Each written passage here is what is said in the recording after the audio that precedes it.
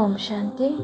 23 আগষ্ট 2024 সাকাৰ মহাবাক্যৰ সম্পূৰ্ণ সাৰ কথা।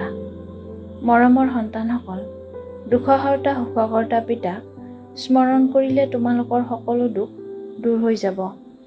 অন্তিমৰ স্থিতি অনুসৰিয়ে গতি হৈ যাব। প্ৰশ্ন: পিতাই তোমালোক সন্তানসকলক চলতে ফুৰতে পিতাৰ স্মৃতিত থকাৰ নিৰ্দেশনা কিয় দিছে? উত্তৰ: কিয়নো স্মৃতিৰ দ্বাৰাহে জন্ম জন্মান্তৰৰ পাপৰ বোজা আঁতৰিব। 2. স্মৃতিৰ দ্বাৰাহে আত্মা ফটোপ্ৰধান হ'ব। 3. এতিয়াৰে পৰা স্মৃতিত থকাৰ অভ্যাস হ'লেহে অন্তিম সময়ত এজন পিতাৰ স্মৃতিত থাকিব পাৰিবা। অন্তিমৰ কাৰণেই গায়ন আছে, অন্তিম কালত যিয়ে স্ত্ৰীক স্মৰণ কৰে। 4. পিতাক স্মৰণ কৰিলে 21 জন্মৰ সুখ সন্মুখত আহি যায়। পিতাৰ নিচিনা মিঠা বস্তু জগতত অন্য একো নাই। সেয়েহে পিতাৰ নিৰ্দেশনা হৈছে, সন্তানসকল চলতে ফুৰোতে কেৱল মোকহে স্মৰণ কৰা। ধাৰণাৰ বাবে মুখ্য সাৰ: 1. এই দুচকুৰে আসুৰিক বেয়া একো চাব নালাগে।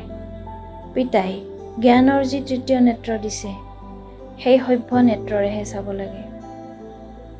ফটোপ্ৰধান হ'বলৈ পুৰা পুৰুষাৰ্থ কৰিব লাগে। 2. গৃহস্থালী চম্ভালিও মৰমৰ বস্তু পিতাক স্মৰণ কৰিব লাগে। অৱস্থা এনেকৈ গঢ়ি তুলিব লাগে যাতে অন্তিম কালত একমাত্ৰ পিতাৰ বাহিৰে অন্য একোৱেই স্মৃতিলৈ নাহে।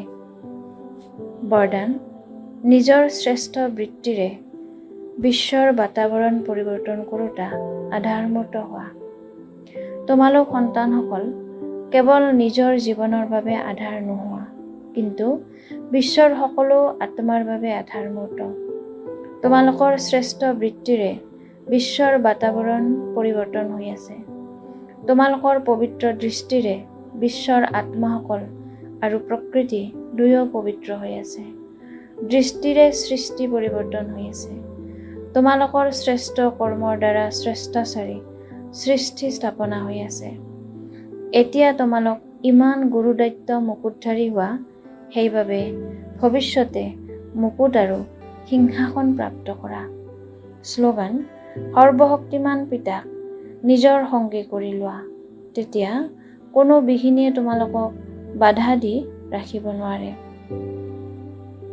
প্ৰীতি বুদ্ধিৰ হৈ বিজয়ী ৰত্ন হ'বৰ কাৰণে আজিৰ অব্যক্ত সংকেত।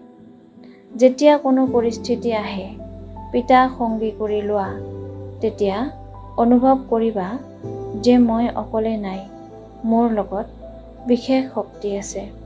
য'ত পিতা আছে, তত যিমানেই ধুমুহা নাহক, সেয়া উপহাৰ হৈ যাব। নিশ্চয় বুদ্ধিৰ বিজয়, এইটো শিৰোনামাৰ স্মৃতিৰে বিজয়ী হৈ যাবা। ওম শান্তি।